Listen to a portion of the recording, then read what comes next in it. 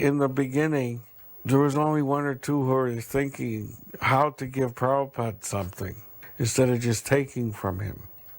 Because I had asked Prabhupada, I said, Swamiji, we're here with you, and what are we supposed to do?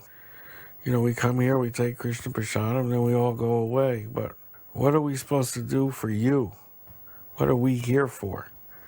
I want something definite. And Prabhupada said the duty of a disciple is to assist the spiritual master in his work. That's all he said. So then I thought, work?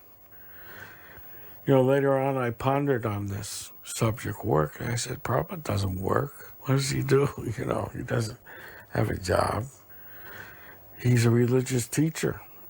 So then it occurred to me, there's one thing he does do every day, and that's translate books. And he's using this typewriter. Prabhupada wasn't a typist. He used just his index fingers. That's how he was typing his books. So I was walking one day, because there was 4 or 5 head shops that would carry back to Godhead. And I would always stop in the shops to see if they're selling. So on my way, I passed this Grundig shop, and something in the window caught my eye. It was like a miniature tape recorder, and it said Dictaphone. I said, what the hell is a dictaphone?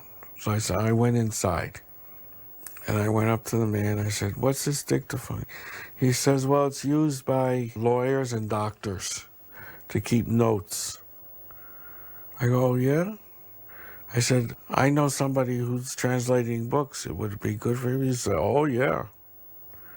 So he showed me how to use it. And I said, I'm going to buy this for Prabhupada. Now I'm helping him, because this will go a lot faster than typing. Practically speaking, the dictaphone revolutionized Prabhupada's book, because he wanted to do the Gita. And so, it would take ages for him to finish typing by hand. So it was like $150, I think. So I brought it to Prabhupada. I was all excited and puffed up. I said, this is, helping Prabhupada. And so I thought, boy, how am I going to show Prabhupada how to use this thing? He's from the village, Vrindavan. They don't know what a dictaphone is. So I brought up to Prabhupada's room, and I showed it to him, and, I showed him the mic, and he looked at it. I said, Prabhupada, there's an instruction book here how to use it. I'll go through it with you. He said, no, that's okay, I know. I was shocked. And sure enough, Prabhupada knew. He pressed the right buttons. He was testing it. And I was shocked. He never even looked at the book. It took me an hour with the guy. He had to show me everything. And here I'm showing it to someone from the village, and he didn't have to look at the book. And then I realized that this person, he's not human. How does he know how to work this thing? He never had one. Prabhupada was very easy with electronics. He wasn't at all intimidated. And then boom, Prabhupada started doing the tapes. It was great. But then we had the other problem. The tapes were building up, and the tapes were expensive. At the end, we had like 6 or 7 tapes, and we didn't have money to keep buying tapes. For some reason, nobody knew how to type properly, because you have to have coordination. I think because we're all on LSD, nobody could coordinate their foot with their fingers.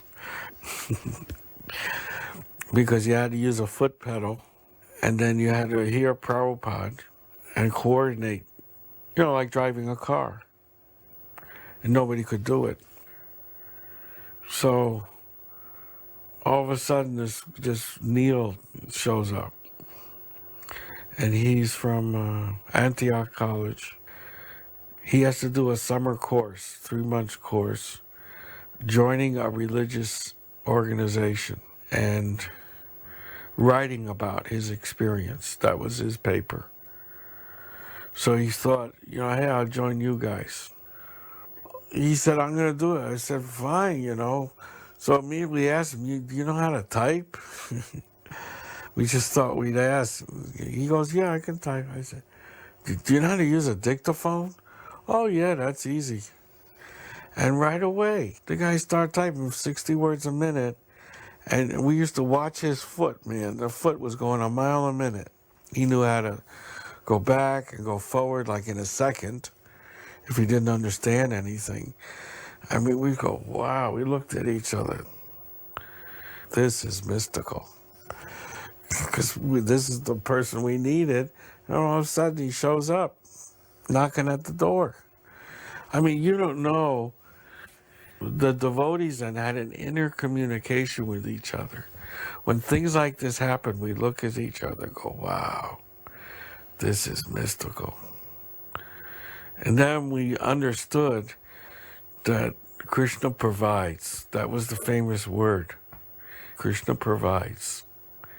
That's why you really felt secure when you were with Prabhupada. Because you felt nothing could hurt you or touch you, and you felt wonderful. You always wanted to be around him because you felt fully protected. That feeling that everything's going to work out when you're with Prabhupada, because everything did work out.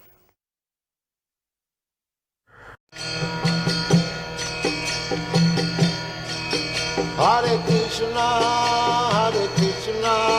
Krishna Krishna, Hare Hare, Hare Rama, Hare Rama,